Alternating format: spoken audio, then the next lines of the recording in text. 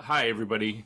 Let's do this officially. My name is Sean Cleland, and I'm the director of the Irish Music School of Chicago. Uh, and if you have any questions for Liz during the course of this Zoom, direct them to me on the chat, or you can text me. Also, if you have my number, you can do that. Otherwise, Liz is available to be reached out at her website after the fact. So it's her website is lizcarroll.com. Pretty simple and pretty vibrant website. You should all check it out. Uh, and other news, in September, on Saturday, September 23rd, we're doing two more workshops with the great Kevin Crawford. He's going to do one for flutes and whistles, and that's going to be at 10 Chicago time, 10 to 11:15 Chicago time. And then at 11:30 Chicago time, he's going to do one for everyone. So a general workshop slash masterclass for all melody instruments. Or if you just want to come and listen, that would be fine too. We're very excited to have Liz here. But first, I would like to welcome a representative of the Irish government, Mr. Padraig Manning. Maybe he could speak to us for just a moment or two and welcome us all. Please, Padraig.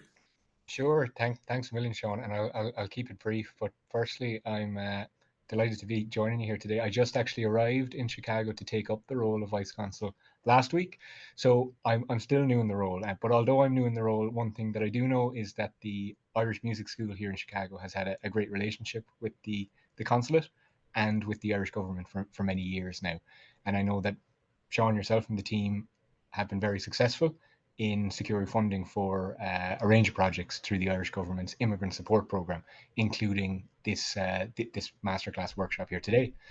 So the immigrant support program, that's a symbol of the Irish government's deep appreciation of our diaspora communities all across the world, not least here in the US. And since 2004, the program has assisted over 500 organizations in some 40 countries, and grants have amounted to a total of 200 million euro. So a good chunk of that money has gone to organizations here in Chicago, and long may that continue. So now, Woo! now onto today's workshop leader. Liz Carroll is somebody who I think needs no introduction, but I'll do so anyway. I'm sure that many of you are aware Liz is a highly distinguished traditional Irish musician and composer, and a central member of the Irish community here in Chicago. So Liz is also a close friend of the Irish consulate here. And while I haven't had the pleasure of meeting Liz in person yet, I know that I will do Well, in due course. And I know the team here really appreciate some of the work that she's done with the consulate, and look forward to working on more projects together in the future, I hope. So Liz grew up surrounded by traditional Irish music in Chicago's South Side, and at just 18 years of age, he won the senior All Ireland fiddle flat. So skills were obviously apparent from an early age, and I know that Liz's accolades have continued to multiply throughout her career, and they include, among many other things, a nomination for a Grammy in 2010 with John Doyle for the duet album Double Play. In 2011, Liz became the first American born composer to be named Commodore na Bliana. That's Composer of the Year by T.G. Cahir, Ireland's Irish language television network. And in 2020, Liz was inducted into the Irish American Hall of Fame. So I could go on and list so many other achievements, but suffice to say that Liz's contributions to traditional Irish music, they've greatly influenced the life and the vibrancy of Irish music, not just here in Chicago and not just here in the US, but internationally. So, with that, welcome, and I will leave you all in Liz's capable hands. And please enjoy what I'm sure will be a very insightful workshop. And again, the Irish government is delighted to be able to support initiatives like this. Guramaga, Padraig, thank you very much. Yes, thank thank you. you. Well, Liz, you and I have known each other for quite some time, and your example of your dynamic, fiery, and elegant playing has been a constant reminder to me and important point in my musical career. So I'm really delighted to do this, and to bring this to fruition. I don't know exactly what we're going to do, but I know it's going to be pretty awesome. And I know that you're awesome and that you've got tons of experience doing this kind of thing. So, Oh no. uh, yeah, why don't we take it away? Well, hi, everybody. I haven't flipped through every page yet, but I just have one page in front of me here. So this is very jolly and really nice to see lots of names that I know and lots of faces that I know. Um, yeah, and I have known Sean since very early. You were probably, I want to I say was maybe 15, I think. 14, 14 or 15 15. years Yeah. old. Yeah. And so that was just such a pleasure getting to see you in those early days, Sean. So, and you've kept it up between your school now and your teaching all over the years and the drovers and yeah, and many times seeing you with Bahola as well and all. So you've really kept it up. You, like me, found something that we really like to do very early on. And yeah, so it's really great. Yeah, so Sean, you were saying you might lead the way, but I was telling Sean before then, I just spent some time between last night and this morning. I was like, what do I know? So I'm but yeah, you could lead the way, definitely, Well, we've Sean, talked and then about, we've talked about the hmm, fact that you've got a bunch of different ways that you approach Irish music. One is as a composer, and there's a multitude of things that you compose from, thinking about players, thinking about records, thinking about yeah, topography.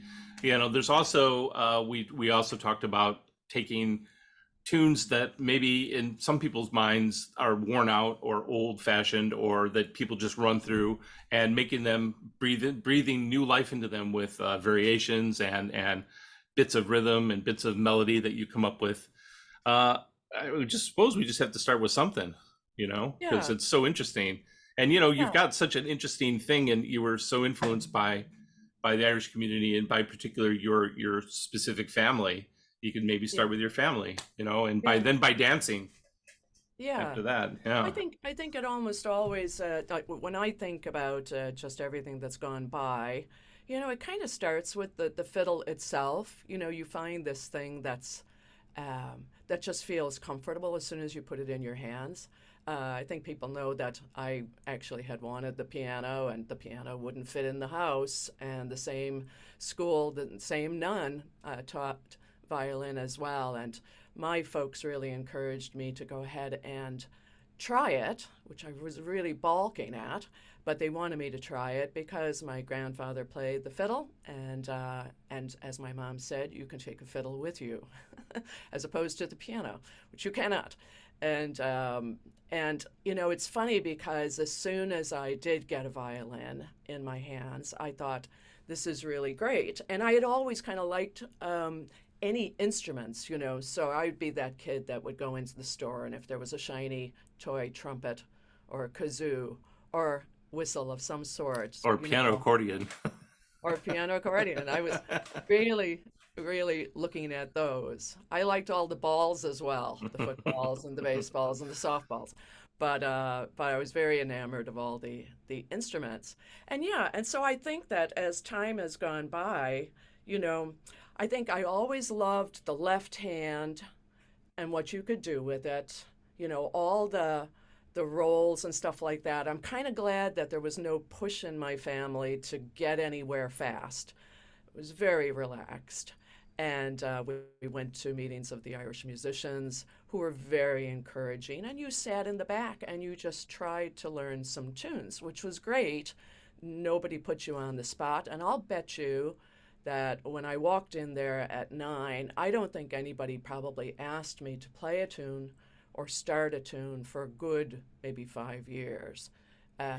So you just sat in there and you tried, and so it meant that you did things maybe when you were ready, like you had a lot of tunes under your belt to begin with before you really started doing grace notes of any direction.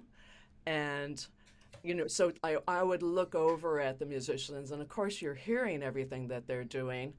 But again, nobody's instructing you, nobody's telling you what to do. So it's really, you finally look over and just go, what's going on there? And for me, the what's going on there was first piqued by looking at Johnny McGreevy because he had this great little finger.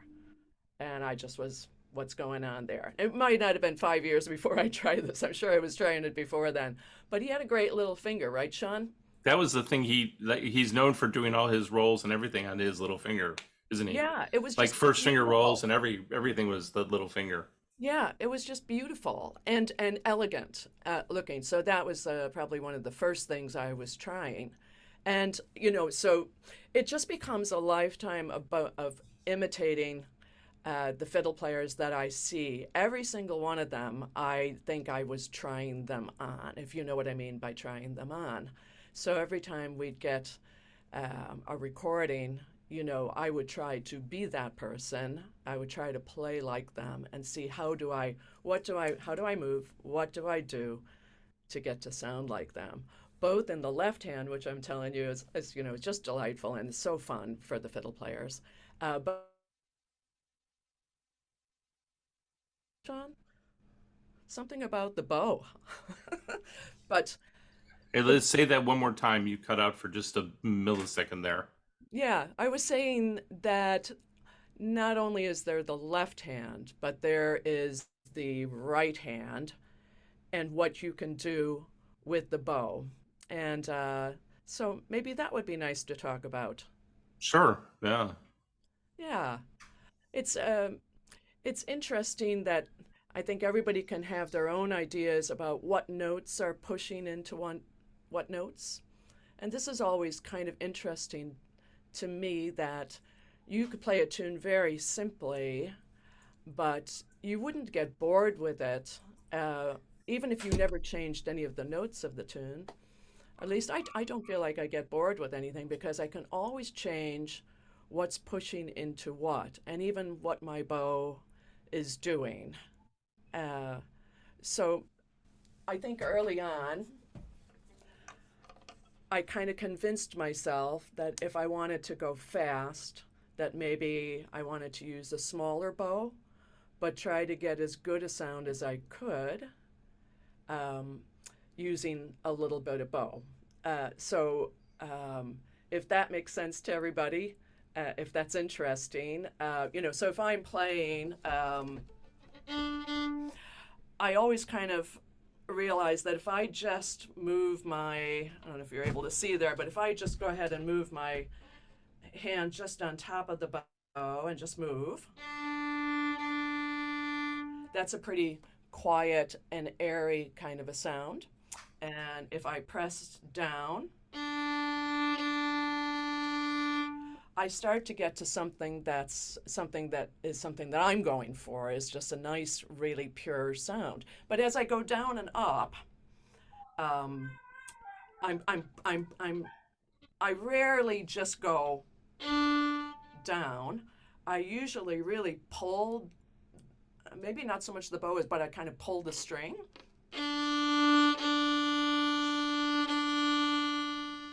Are you able to hear that, Sean? That there's a slight difference then, between Yes, that light touch. and I'm obsessed with this particular thing, and in trying to describe this to students and to contemporaries. Is it done Yeah. with this part of your hand right there? This Yes. this is like this Yeah. is the epicenter of the bow control, sort of like that.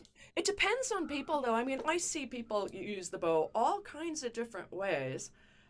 So I can only really say what I've kind of ended up doing is that yes, I'm there, I'm coming in, and there's a lot of press. I almost feel like I'm probably hurting myself doing these things, but certainly recently. But in any case, um, yeah, it's so I'm not really just there when I go to make a move. I actually am pressing, and I'm pulling the bow, and now from there, I think that I can keep that same position, but I can be quieter with it and not so pressy. But I do love, kind of driving tunes. If you know my playing at all, I tend to choose, something that's got a bit of verve to Fire. it. Yeah, a bit of verve to it, so I tend to lighten up for effect. And I think I'm the opposite of lots of fiddle players who would more tend to be light and then press for effect. But I kind of love this motion of just pulling. So, again, if you're playing a tune,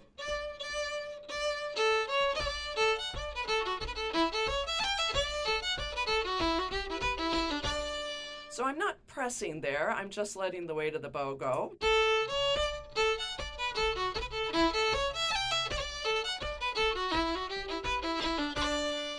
But if I do press,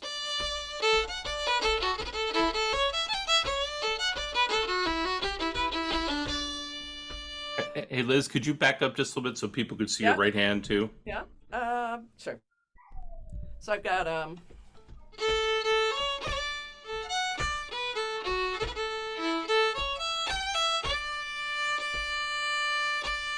as opposed to,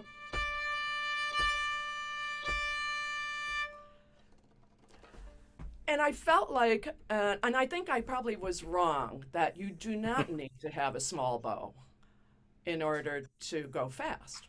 So I was wrong about that because I've seen too many people use very big bows.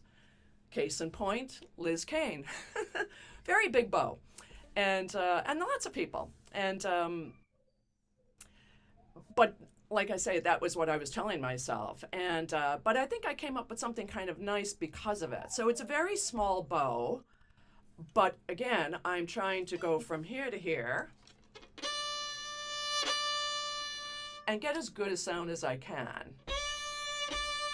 So I could be playing tunes.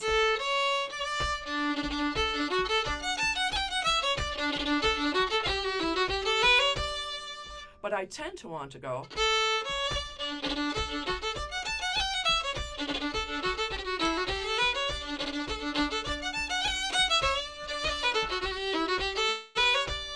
And I'm not restricted in any way because I'm still able to pull that sound out. Interesting? And do you think that part of that came from playing, also playing for dancing? I think it did. Um, Because so I remember you playing for like Michael Flatley dancing and how exciting that was. And I remember it wasn't just Michael's dancing or the fiddle playing; it was how you were riding the edge of the sound when you were playing whatever it was. And there were yeah, gaps and there were pauses and there were things where you were like slowing down and speeding up and just all this marvelous stuff. I was like, wow, that is so yeah. cool.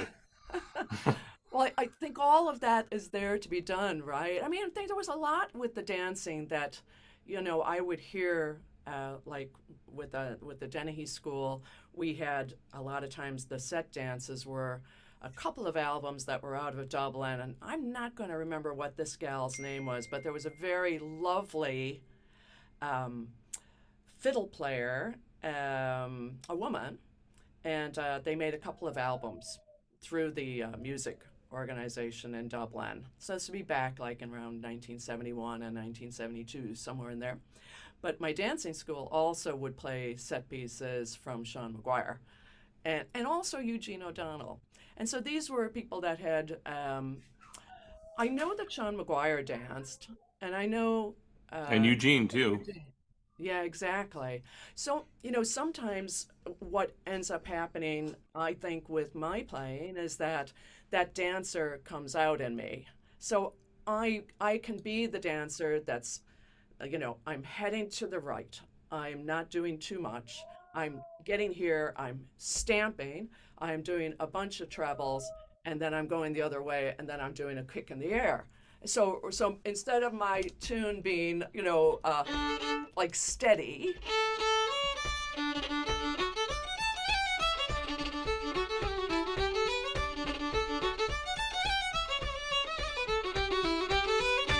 so then instead,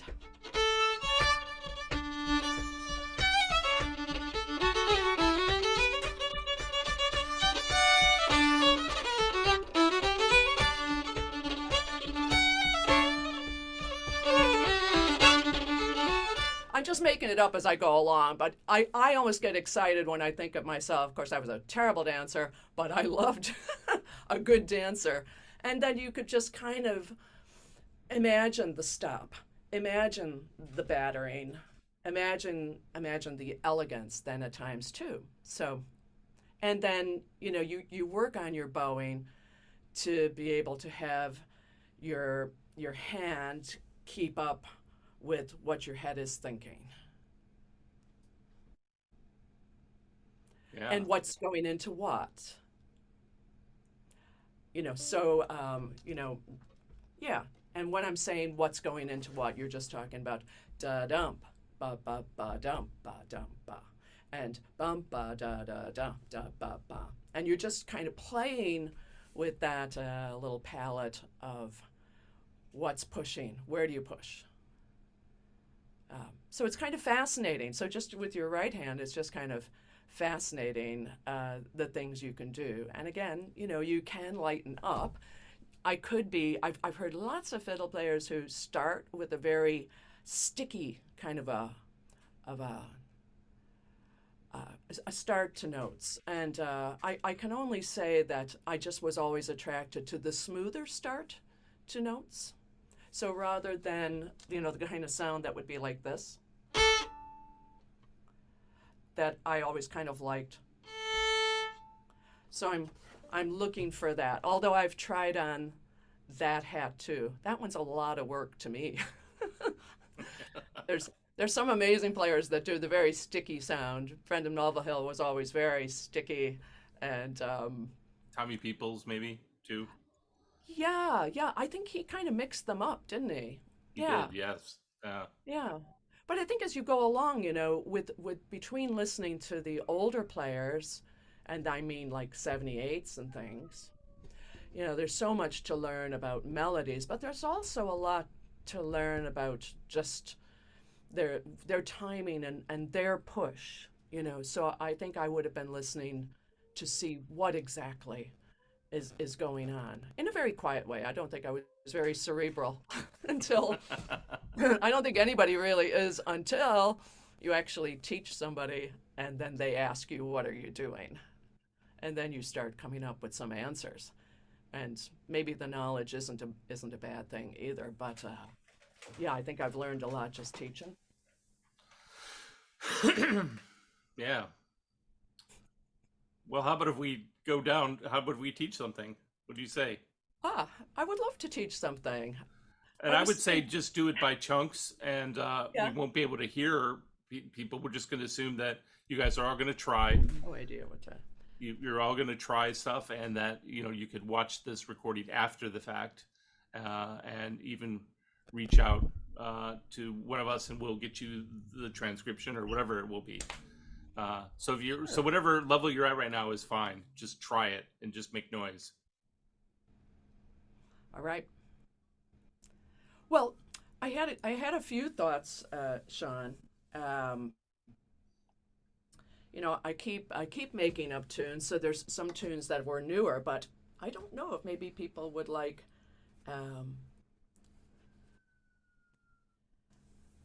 Yeah, I don't know how fiddly people want to be. I saw some other instruments. Well, maybe I would teach something nice and easy going, and then we can talk about it. Great. Let's do it. Is that somebody crying in your house, Sean? No, it's my dog. Wait a minute. Does he like the fiddle? There's fire engines going by, so I'll turn my mic off. No, keep it on. It's fine. It's lovely. I mean, go and help him if he needs it. Yeah, I had done a tune maybe last year.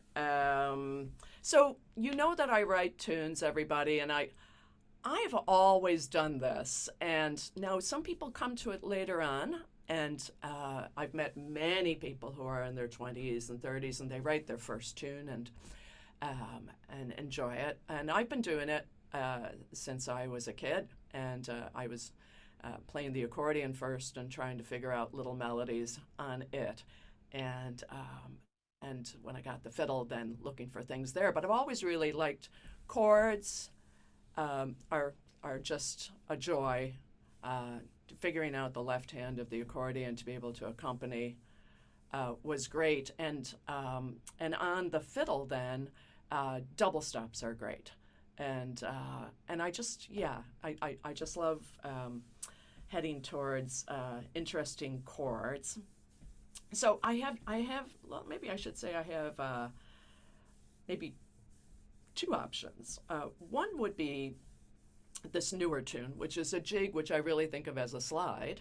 So I think it would be accessible to every instrument because I've actually made it in A, but I think I'm going to teach it in D. Looking around at, like I say, the other instruments. But maybe this would be a nice tune for all of you. Sure. Maybe I'll teach it in both keys. We'll see what happens. Cool. But we'll start with the D. So I wrote this tune for my friend Patty Fahey. Now, Patty is married to Marty Fahey, and the great fun of this is that her name is Patty, and her last name is Fahey. And I thought, this is great fun now. I'm just going to add another Patty Fahey tune. So if you just hear Patty Fahey, you're not going to hear the T's. So it's as if we're adding another Patty Fahey tune. But it's Patty Fahey's Slide, and I do think this suits her. And it's not hard to play, but it's just I can talk about maybe writing this tune a little bit and about writing tunes in general, and even maybe what I would do to this tune now that I've got it the way it is. So if that's interesting, I guess, do I say up with your instruments, everybody? Sure. And Sean, you lead me through this. You say, Liz, do that again. All right, I will. I shall. But here's the tune.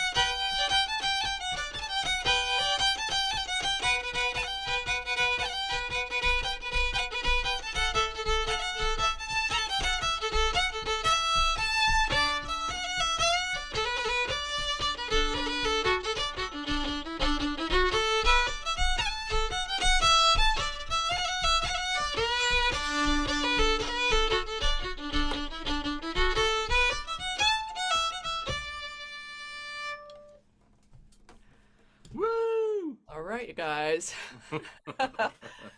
No, it's a nice little simple tune, I think. And there's a few nice little chords in there. And there's one thing that maybe every single Irish player may hate, but I like it.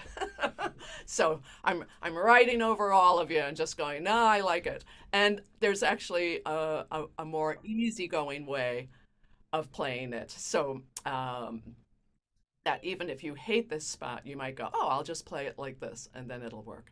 So I'm assuming got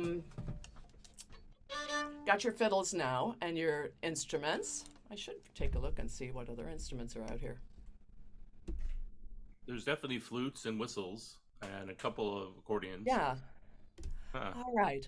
And feel free to slow me down and feel free to talk about process or why there, but I think it's really a logical tune. So maybe we're just going style-wise more than anything else, and maybe a nice little tune for you to have from me.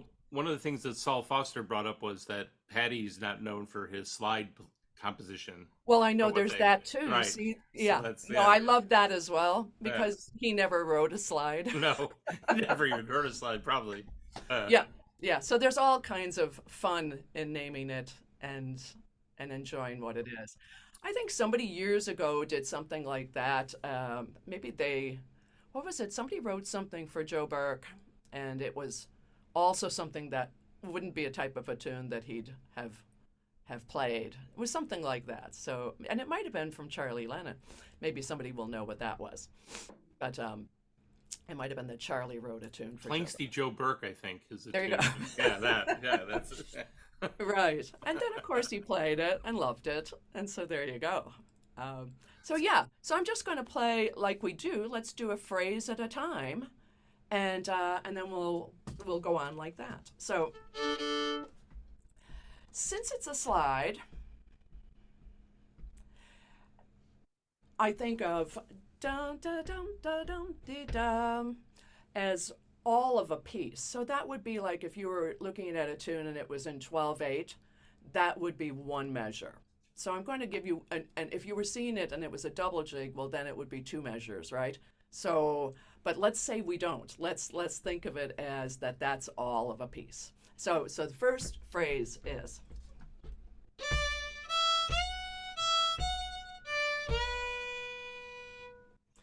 And I'll play it a few times for you, just nice and easy like that. And you can play with me or try it on your own at home.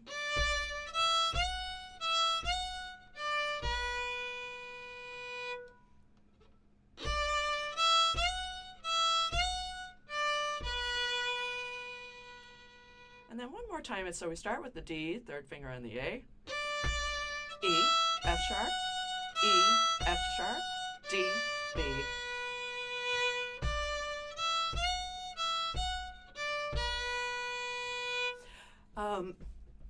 So there's some things that are combining right away. So we can think to ourselves that motion is the E into the F sharp.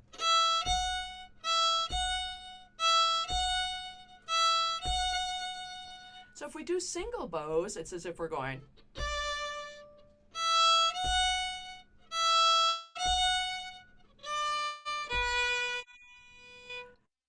And we can do that at the end there too, the D to the B. And this meeting is being recorded. So we can also slur there.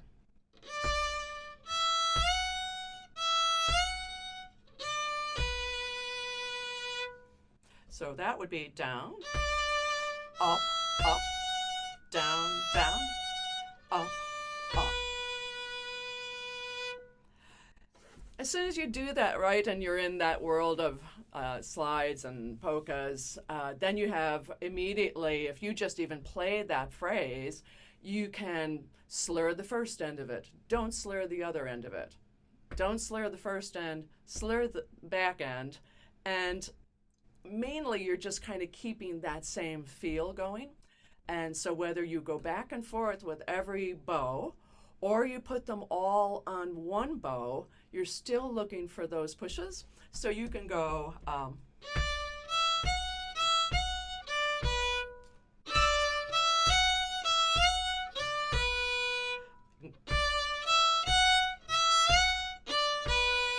or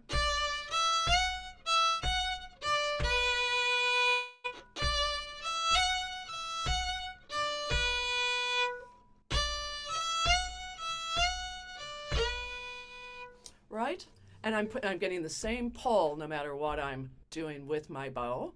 And in fact, I'm going ahead and trying everything because it's all like making me comfy with my right hand. And so I can start the tune with an up bow. I can start the tune with a down bow. I can tell myself that at the start of each of these notes, dum, da, dum, da, dum, da, da, that D, F sharp, B. I could say, I want all of them to be down. I can say, I want them all to be up. I can say, I want the first two to be down. I want this to be up. I want the first ones to be up. So you're cruising around your bow and trying to be any direction you want. Yeah. So the next phrase I'm sure you're ready for. So it's going to go. So it's a dotted note at the beginning, 3 eighth notes, quarter note, eighth note, and this is a quarter note.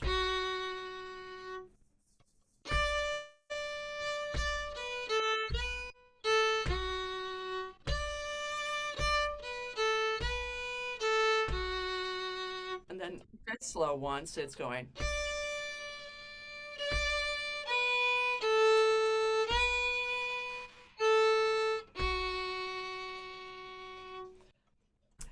With the first part, I think we could go back to the beginning. And so you're going to go, I'll play it for you once, then try it with me. So it's going to be.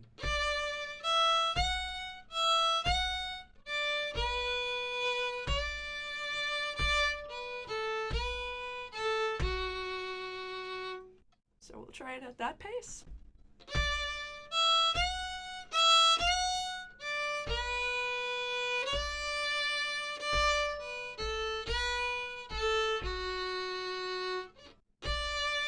Again.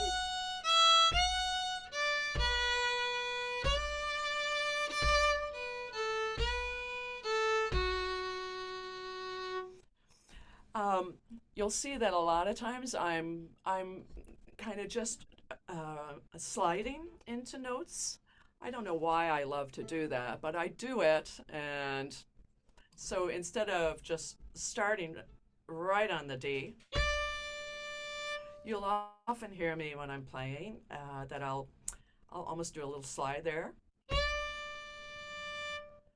Yeah, no one gets hurt doing that. Is that a thing that you do in all your tune playing, or do you specifically on slides? I think it's kind of across the board. I just kind of like the sound of a little bit of edge there, a little softness going into a note. And then you slide it, and you also sometimes give it a little tinge of vibrato at some point, and the end of it. Yeah. Yeah. I think the Chicago players didn't used to do that, but definitely once we started hearing somebody like Andy McGann, you just went, oh, what's that? There we go. Yeah. And there's this little bit of vibrato. And I do love it. If this tune was just played at this pace, it doesn't have to have a lot. There's a kind of a broad vibrato that doesn't feel very Irish to me.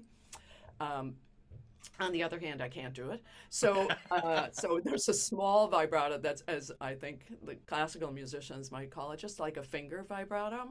So it's just a little tiny bit. And a lot of times it is on the third finger on the fiddle. It's just a little happier than like the first finger and the second. So it's just, yeah. So like with the first note, again, a little bit of a slide. That's with no vibrato. And if you go a slide with, so it can be with just the slides.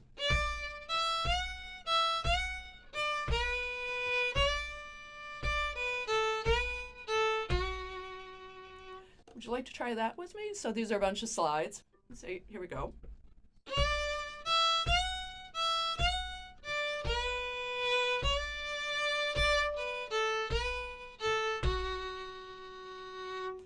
And if we do a little bit of vibrato as we go along, I know that can be not everybody's favorite thing, and you don't have to, but it would just sound like this maybe.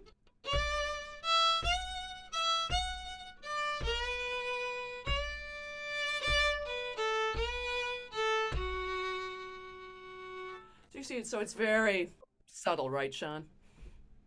Yeah, and it's I could hear the Andy McGann little bit of influence creeping in there. I think Andy had a broader thing going on. I still think I've got a lot to learn still. I got to try to work that in sometime to get back to working at it. But it is like another little spice or something, or it's another little. Yeah. It's like someone who always does something when they cook, and they're like, oh, that's like your signature. I think one of those things. Right. And I think it takes you from sounding. I think it makes you a more mature sounding fiddle player, like right off the bat. That could be true or not, and it depends on what you like. But I think it can just make you sound a little bit more mature. What do I mean by mature? But there you go. I'm using that word. So let me give you the next bit, and then we're going to come back to this because now, there's probably people of all levels here. So you would immediately want rolls and things right there, right? But this is just the tune, just easy. So the next phrase in the tune is, it's going to start with with a D, like as an intro note from the measure before. So it's going to go.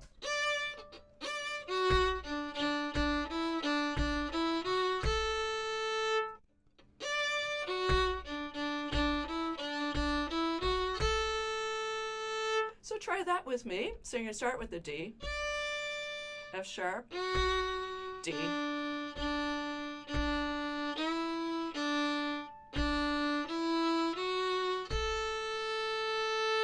So start with the D again, F sharp, D, E, D, D, E, F sharp, A. Right, and at speed it would be.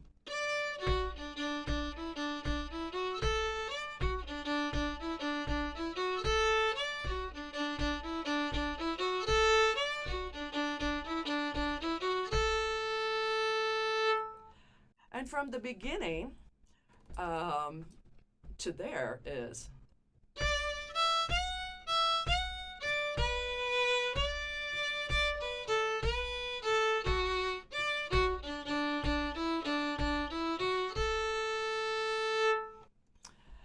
The next phrase is, and it has a little upbeat of a B, and it's going to go.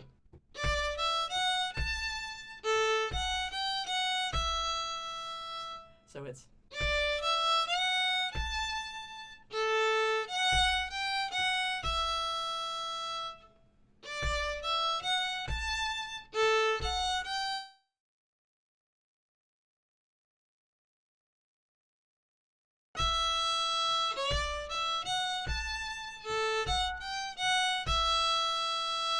And if we combine that with the phrase that was just back one, we can go.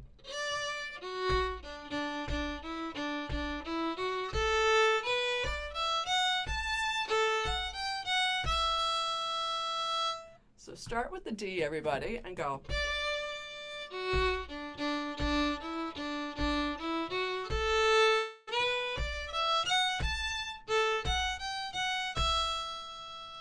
We can repeat that.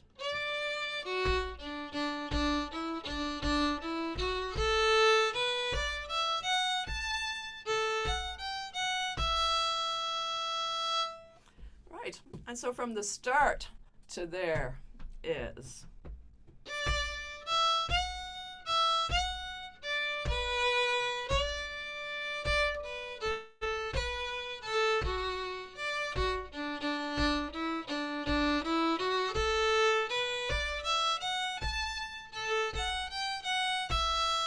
And you'll enjoy that it continues like the beginning.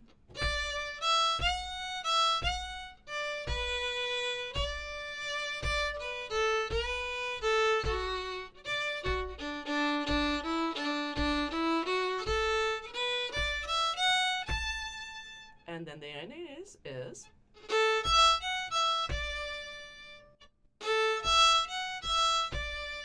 So an A, E, F sharp, E, D.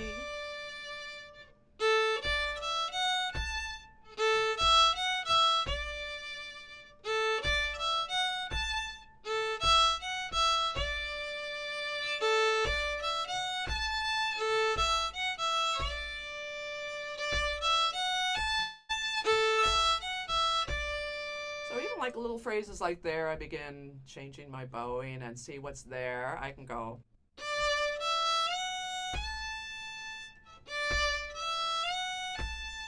So down.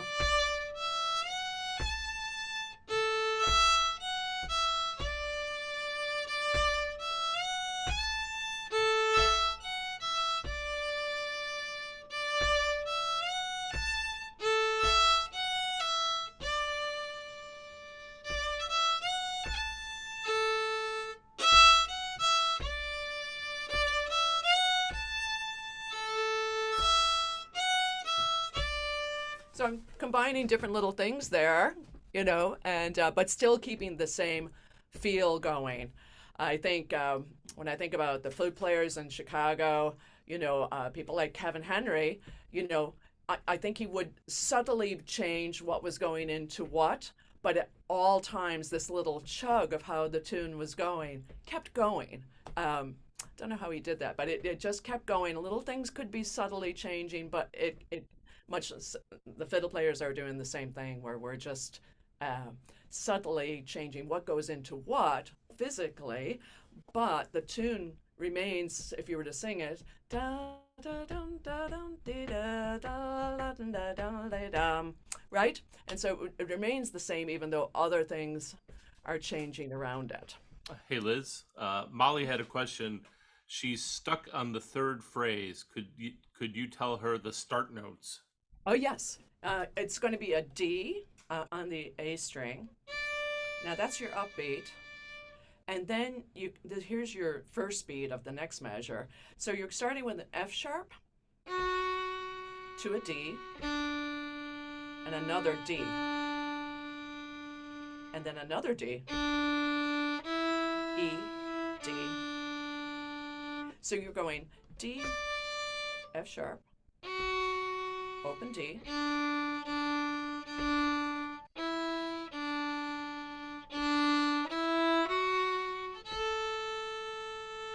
How's that, Molly? Did that work out?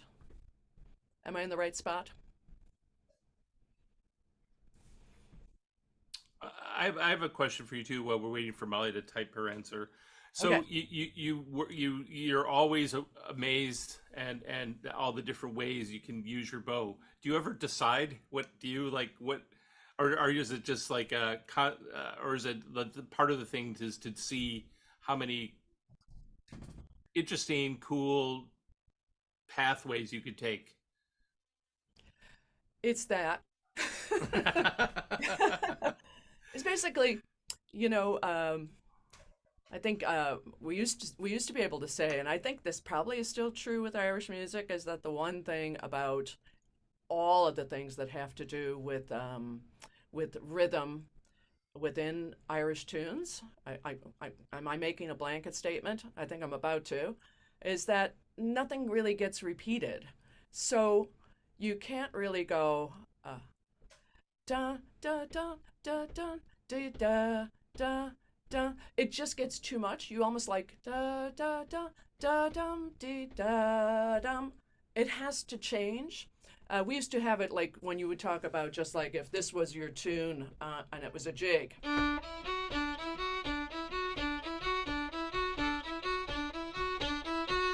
So you can't really go, and you can't go. Do you know what I mean? I'm just talking about the pattern of it. So Hmm. this has to be followed by something else. Has to be followed by something else. Has to be followed by something else. So that doing two of the same thing doesn't seem to really work. And when you were And talking about we, who are you talking about in the we there? When we were I'm talking talking about. about all of us. Yeah, this is probably really elementary, but yeah, there's something about the music that doesn't want to just stay with a pattern like that. So it's almost the first thing you have to say to yourself when you're playing is get rid of the pattern. And I think that it just sounds better. It's what the old 78s were. It is what your grandfather sounded like. It is what that session sounds like. It just is. And yeah, so if anything ever stops you up and you go, well, no, this isn't working, it can be that that's a solution, but you wouldn't hear anybody really doing that. So you're just following what it is. I think this would be a great thing for all the people taking this, that when you're going back and you're trying to figure out what the notes are, that you pay attention to all those different things that Liz did and you try them out to see how they feel with you. Because for one thing, I think it will free you up in ways that just learning a specific thing, this is the way it goes, Yeah, tends to work against. There's a yeah, freedom inherent in what Liz is showing you that I think is really vital and important. yeah. I mean, and I was saying, like, so that's the bow, right? But I mean, what's so great is the left hand and the rolls and the grace notes and everything. And we probably all hear, unless somebody wants to say they don't, but we probably have this same palette of lovely grace notes that come to a note, grace notes that go up to a note, rolls that happen all over the place, grace notes that go to triplets, and you know, so there's lots of stuff there. So when I have a tune like that, I mean, whether I'm writing a tune or whether I'm just looking at some tunes in a book, I cannot stop myself from immediately doing rolls and grace notes, because there's these givens. Like, you see a dotted quarter note, do a roll. Why not? You see two of the same note, try doing a grace note from one to the other instead of two bows, and different things. So maybe what I would do for the people who are well able to play, maybe I would go through this first part one more time, and let's mess around with what each measure could sound like. Okay. Cool. Yeah, great. Okay. We might break it up so that it's now we'll treat it like a double jig. Okay, so maybe da da da da is one measure. So and I think don't be too critical of yourself. And if I keep rolling on, just hit it back to me. So I'm going to just play a phrase, just play it back. Okay, and so this is like my idea of fun once you have tunes. So I'll play a phrase and play it back to me.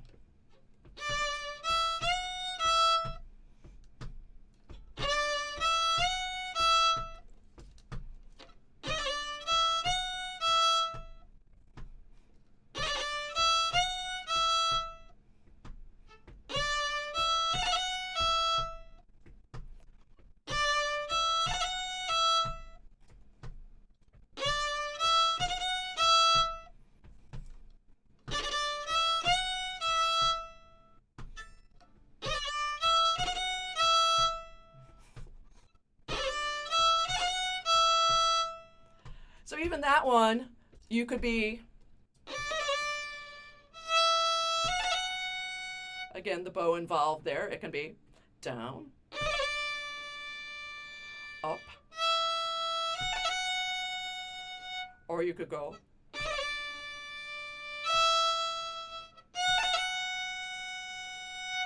right?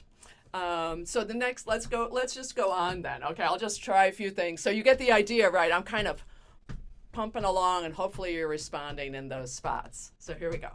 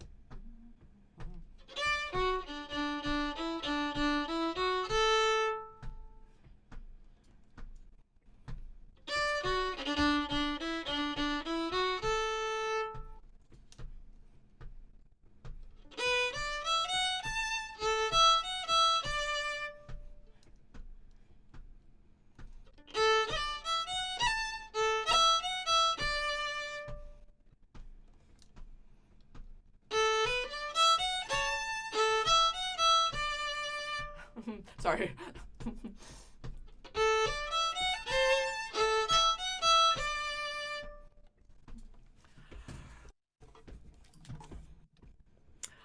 Kind of fun.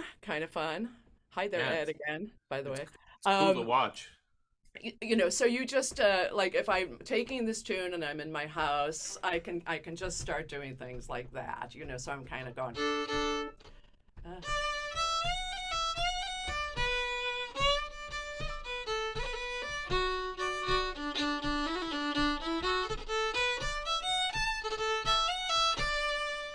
So I'm just kind of.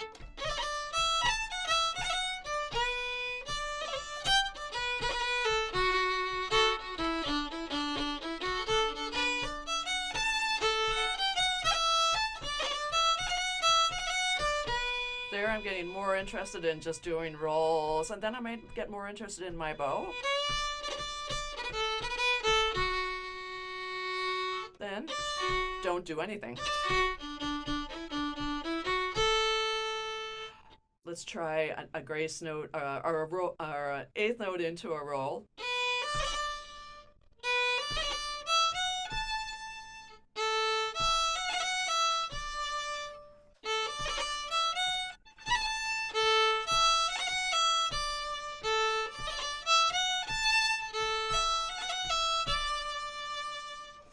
Yeah.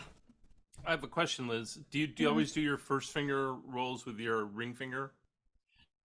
Yeah, I do. Did you always do them that way? I think if it's slower, like if it's a slower piece and you're really going to hear that it has a sound and you do want a sound of a G, let's say you're on the first finger on the E string. If you really want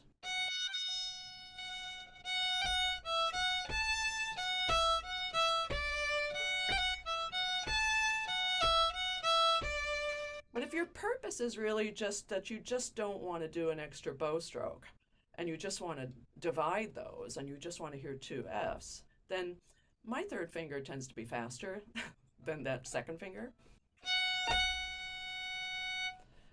I mean, I can remember listening back, when we first got a reel-to-reel. Okay, so I'm old, but we got a reel-to-reel tape recorder. And I was trying to do these kinds of little grace notes, and I thought they were coming out just fine. And then when I listened to myself back, I went, "Oh, I can't hear any of them." And so then I just started experimenting about which one worked a little bit better with that first finger. And my third was the answer. So if I'm doing an open A, let's say, I can use that third finger to grace. If I have the first finger down, I would use the third. If I have the second, I can grace with the third still, and then third with the fourth. But as you said, with like Johnny McGreevy, then you can have your second finger down, grace with the fourth. This is also James Kelly's playing. First finger down, grace with the fourth, and open, grace with the fourth, grace with the third, grace with the second. The world is your oyster then. Yeah. We should probably tackle the second part, I would say. Oh yes. Okay. So we've got that first part. So as Sean said, it's there to be had. We'll send notes as well, Sean, right? Sure. Okay. So let me play the second part for you once more.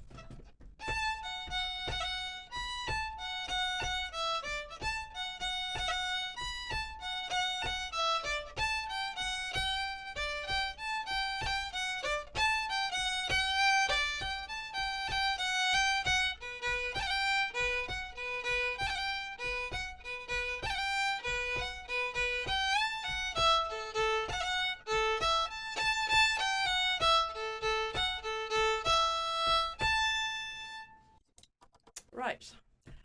It's kind of, since this is a newish tune, I've been really enjoying writing things that are a little bit more simple. And I'm really starting to enjoy doing tunes that have these repetitive little things to them. I don't know what's happened to me, but you can hear that second part, you're having one phrase, you're repeating the phrase, you're doing the next phrase, you're repeating that phrase.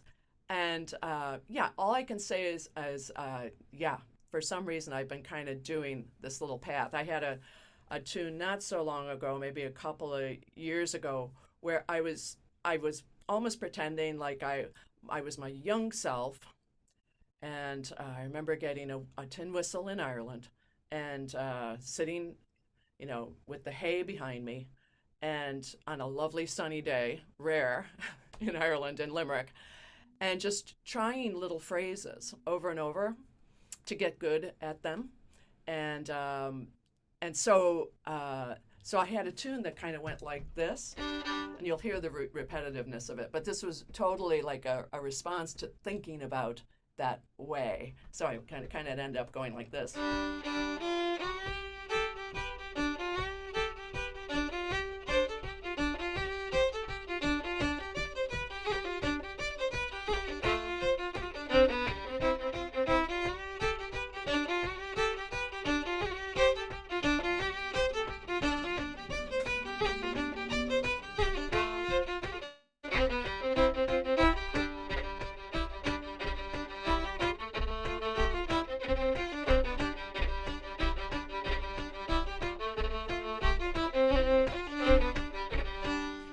hear that it's like loads of repeating. There's a third part, then it just breaks out of it altogether and goes, just play.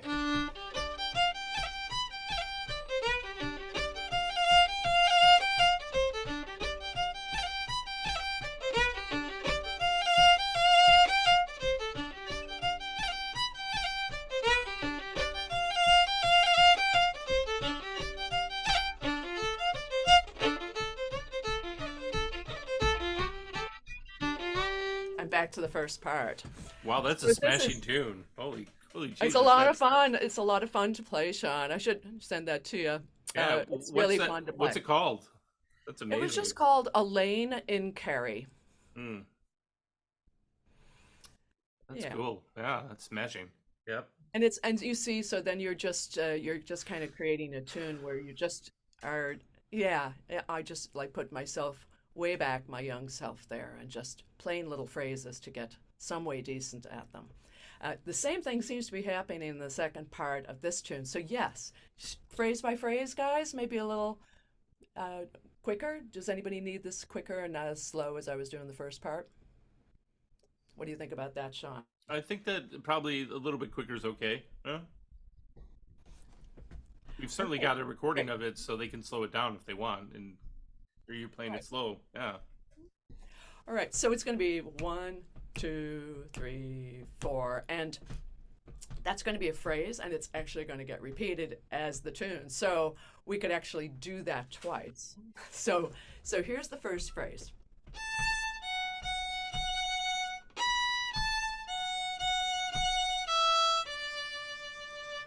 So let's start with that first, third finger is on the E string, so that's an A.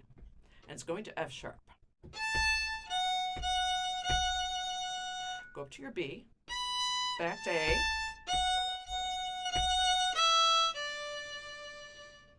So.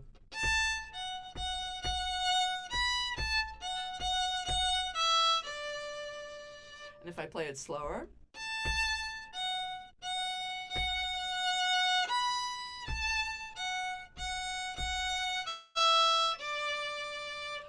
So again, that's actually going to be played twice. So let's play it twice. Okay, here we go.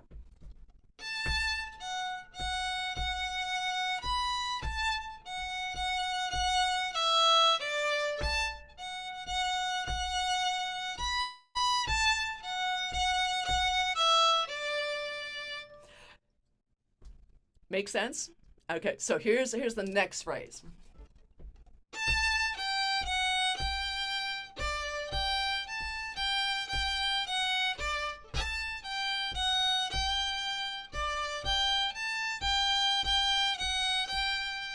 So just change the last note at the end. But we start on the A again, and it's a little falling backwards.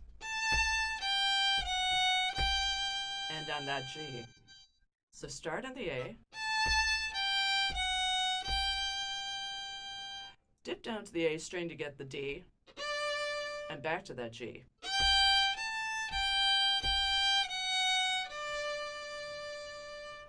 So that phrase again is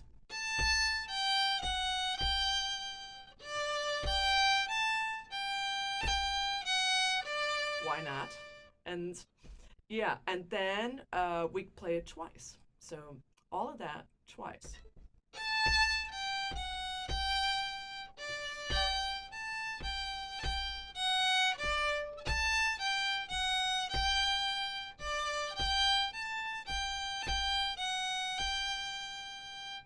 And we can do that again.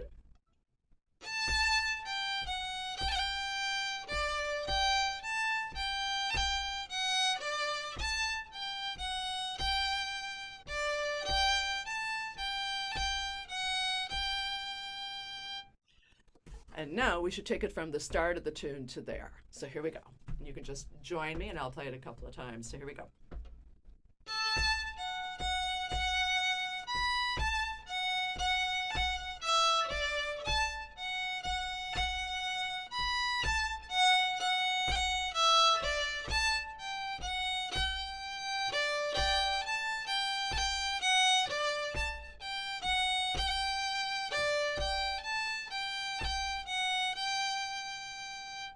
Right.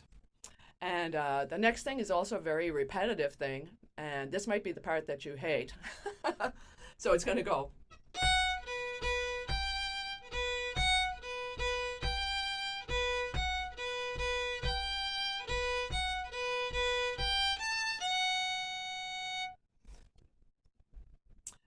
Let's see, how do we get into that? Ah, yeah. So it's going to be F sharp to B.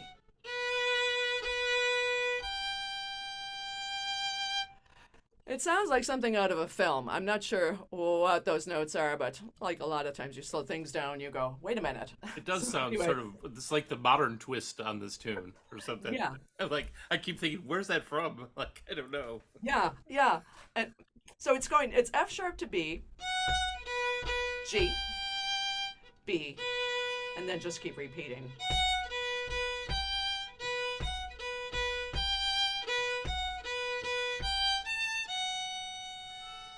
And the very logical answer to that, by the way, is going to be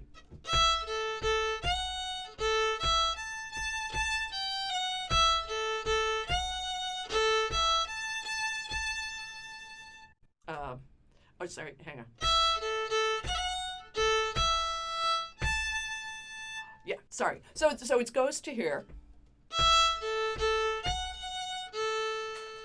So start with your E. A, F sharp, A. And then E to A. E, A, G, F sharp, and then go back to that thing before it. So, and then play a dotted E and a dotted A. Yeah, I know that can sound a little wacky, all of it, but let me just play that second part for you. You guys relax, and it's going... and I'm throwing in little grace notes, and hopefully nobody minds that. You probably do them yourself, and you're hearing it. So I'll just throw those in.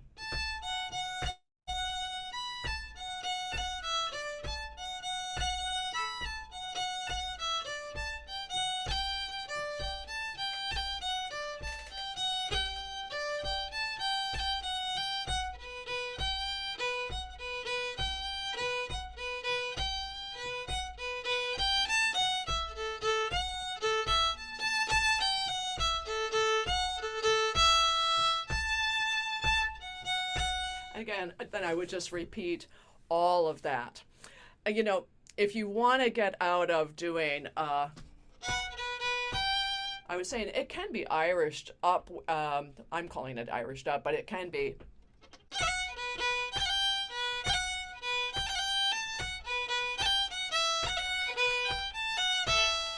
Instead of the repeating. But I like the repeating. And I think there's a nice chord that's sitting in there too. Like I say, I hadn't done this tune in this key. I had actually made this tune up in this key. We go ahead and play it in A for us? Yeah. Yeah, I really had to done it there.